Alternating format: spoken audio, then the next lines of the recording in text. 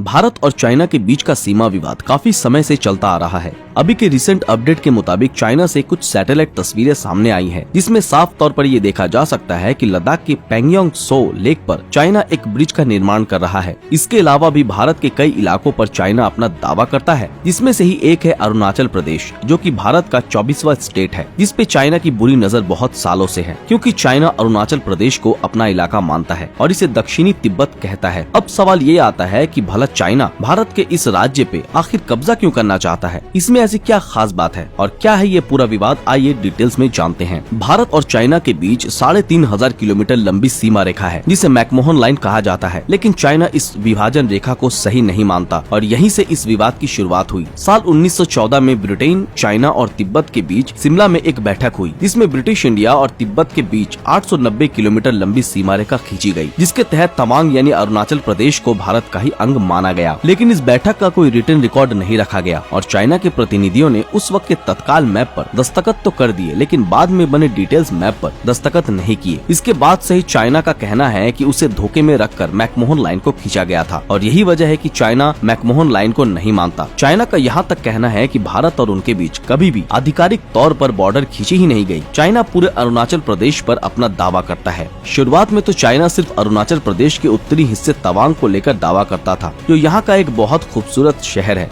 जिसकी ऊंचाई सी लेवल से 3048 मीटर है और यहाँ एक बहुत ही फेमस बौद्ध मंदिर है, जिसे 17वीं सेंचुरी में बनाया गया था और जो तिब्बत के बौद्धों के लिए बहुत ही पवित्र जगह है। लेकिन ये सिर्फ एक मामूली वजह है, असली वजह कुछ और ही है।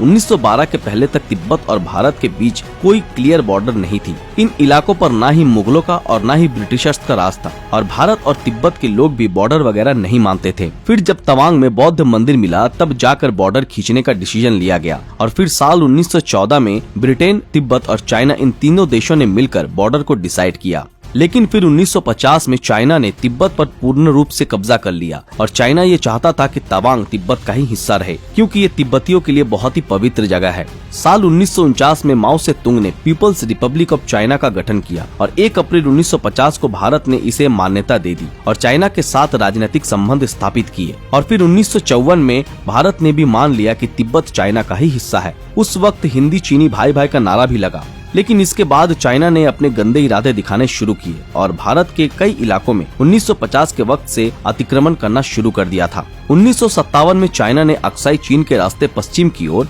1794 मीटर लंबी सड़क बनाई और इंडिया चाइना बॉर्डर पर इन देशों की लड़ाई पहली बार 15 अगस्त 1959 को हुई। फिर 1962 में हुए इंडिया चाइना युद्ध में चाइना जीतने के बाद भी इन इलाकों से पीछे हट गया था, लेकिन हर वक्त चाइना अपनी गंदी नीयत दिखाता रहता है। हालांकि पूरी दुनिया ये जानती है कि अरुणाचल प्रदेश ऑफिशियली भारत का ही हिस्सा है। 2 जून 2017 को पीएम नरेंद्र मोदी ने रशिया में हुए इंटरनेशनल इकोनॉमिक फोरम के पैनल डिस्कशन में कहा था कि भले ही भारत और चाइना के बीच बॉर्डर को लेकर विवाद हो, लेकिन दोनों देशों के बीच बॉर्डर पर पिछले 40 सालों से कोई गोलीबारी नहीं हुई है। भारत और चाइना के बीच संबंध तब से तनावपूर्ण हो गए जब से जून 2020 में गलवान घाटी में दोनों देशों की आर्मी के बीच काफी हिंसक लड़ाई हुई, जिसमें हमारे 20 जवान शहीद हुए और चाइना के 4 सैनिक मारे गए थे। अप्रैल 2017 में तिब्बती धर्मगुरु दलाई लामा ने अरुणाचल प्रदेश का दौरा किया था, जिसपे चाइना ने कड़ा विरोध जताते हुए कहा था कि भारत को इसकी परमिशन नहीं देनी चाहिए, क्योंकि भारत को इससे कोई फायदा नहीं होने वाला है। चाइना ने एक और चाल चलते हुए अरुणाचल प्रदेश के, जिसे वो जैंगनन कह के पुकारते हैं, उसके 15 जगहों के नाम को चीनी, तिब्बती और रोमन वर्ड में कन्वर्ट कर दिया है और चाइना ने ये चीज पहले भी साल 2017 में की थी। इन सब चीजों को देखने और समझने के बाद भारत की तरफ से चाइना को बस एक ही जवाब मिलता है और वो ये कि चाहे जो भी हो, अरुणाचल प्रदेश भारत का ही एक अभिन्न हिस्सा है, जिसे कोई भी छीन नहीं सकता। गाइस, आपको क्या लगता है, क्या भारत को इन मामलों को सख्ती से हैंडल करना चाहिए या फिर इन सब चीजों को यूं ही इग्नोर कर देना चाहिए? अपनी राय नीचे कमेंट में जरूर बताएं।